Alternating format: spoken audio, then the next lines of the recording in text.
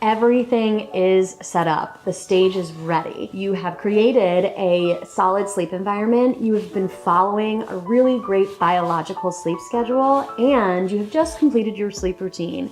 Now it's time to begin time checks. My name is Sarah. I am a certified pediatric sleep consultant of Your Zen Baby Sleep with 15 years of special education experience in the classroom, and I'm gonna get your child's sleep back on track.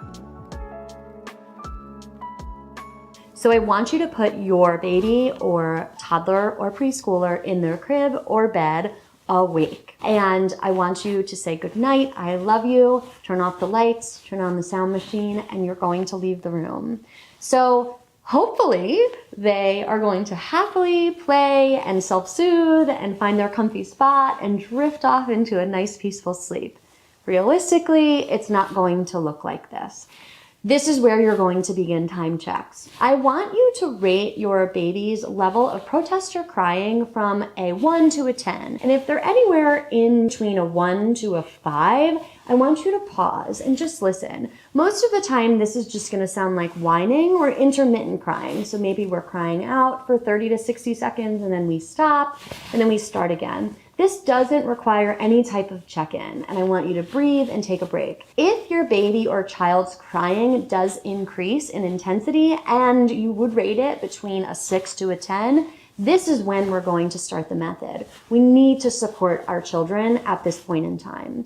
So you can follow this chart as an example of how to run time checks in increasing increments. I'm just gonna go off of day 1 and check 1. You'll set the timer for 2 minutes. At the end of the 2 minutes, if your child is still crying, I want you to go in and offer some support. And I really only want you to be in there for about 30 to 60 seconds. And during that 30 to 60 seconds, you can do a quick diaper check. We wanna make sure that they haven't pooped. I want you to do a quick environment check. I wanna make sure they're in a safe spot in the crib. And we can provide some physical comfort, rubbing cheeks, rubbing belly or back, but I don't want you to pick them up. That can be very confusing to a child who is used to being rocked or cuddled to sleep. So I want you to keep them in the crib and I want you to soothe at the crib side. If your child is standing, no need to lay them back down. They likely have the skill of doing that on their own and they should be allowed to do that by themselves.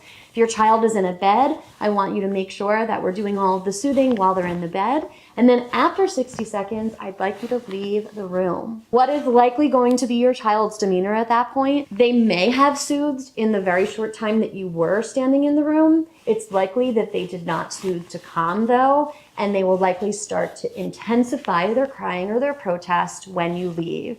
And this is when we start another round. So go to that chart, start your timer for 4 minutes. At the end of the 4 minutes, if they're still crying, you're going to repeat the previous steps, and then we're going to move to 6 minutes and then 8 minutes. The rest of the night, you will be using 8 minutes for your checks every time they wake up. I want you to make note after your child falls asleep, the amount of time that you waited at that last waiting period, and use that amount of time the next time they wake up. So I'm gonna give you a specific example. When your child fell asleep at bedtime in the first couple nights, it's likely going to be during that 8, 10, or 12-minute check. We're then going to use 8, 10, or 12 minutes, again, depending on the night, to wait the next time they wake up in the middle of the night. Why aren't we starting from the beginning? Because if we know that your baby can fall asleep in 8 minutes or 10 minutes or 12 minutes, we want to give them that same learning opportunity again. This is why we want to give them that same amount of time and that same learning opportunity over and over again throughout the night. You will also use this same method for naps. And you're going to move down the chart to day 2 for your first day of nap training and use the numbers for day 2 on nighttime for that night. You'll notice on the chart that every day, the amount of time you're waiting increases and each waiting period also adds a couple minutes. The theory behind this is that it's going to give your child more and more space to learn how to self-soothe while still allowing you to be there for them and be part of the process, making sure they're safe, making sure they feel supported, but still creating a boundary that is their job to learn sleep, and it is your job to teach them how to sleep. What can you expect in terms of length of time for time checks? This is very variable, just depending on your child's age.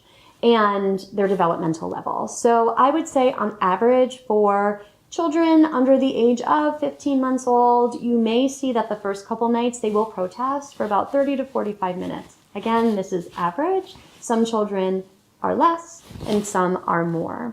As we get into the toddler years, they will probably protest longer than that. So it isn't uncommon for kids to be intermittently crying. That means on and off, not for a straight hour, but they may be intermittently crying for about 45 minutes to even as much as an hour and a half.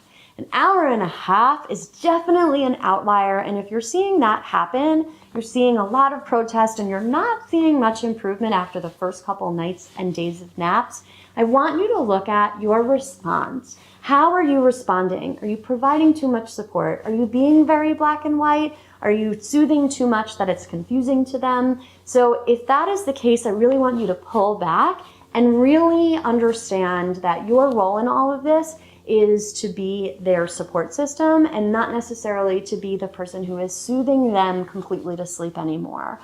As soon as you remove some of that support, you will probably start to see that they are going to have greater outcomes. Their intensity and their duration of crying will reduce, and you will be sleeping through the night very soon. Once again, my name is Sarah, and as a certified pediatric sleep consultant, I have helped over 350 families one-on-one find the sleep that they need and deserve. Leave a like to let me know if you found this helpful, and make sure that you subscribe to my channel. Also, don't forget to turn on the notifications to get the latest updates for all of my sleep content and all of my new posts coming your way. From my living room to yours, thank you so much for watching, and I'll see you next time.